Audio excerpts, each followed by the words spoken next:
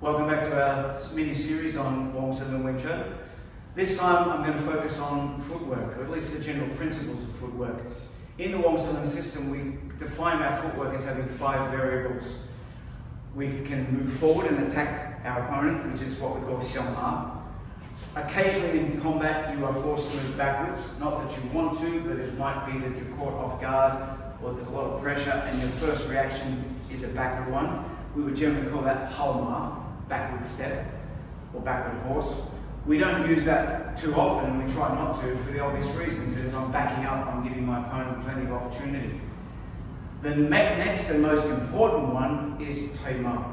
Tui literally means retreat. We avoid any wording like sidestepping, because sidestepping in your brain, the word side immediately makes you think of going to the side. Tui Ma is not going to the side. It's not going straight back either. It's a movement that takes you off the line of the attack by the smallest margin. Tui Ma is the general principle. If the attack is coming down on my opponent's right lead, I'll go on the left side of that. I want to get outside of it. If he's leading with his left, I want to get outside of it. I'll go to my right.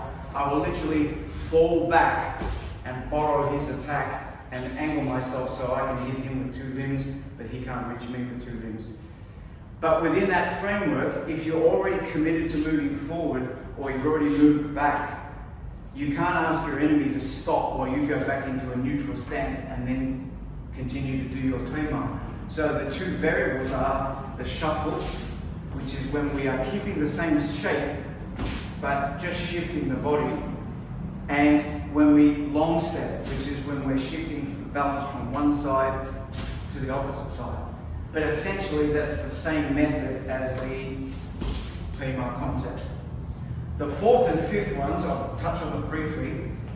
Pivoting, Tsun Ma, which we've done in a couple of the previous episodes, where we're turning on the spot, on the heels. I'll point that out now. I'll discuss it further in another episode. And the 5th one is a combination of when the pivoting Tsun Ma is forced to collapse into a Tui Ma.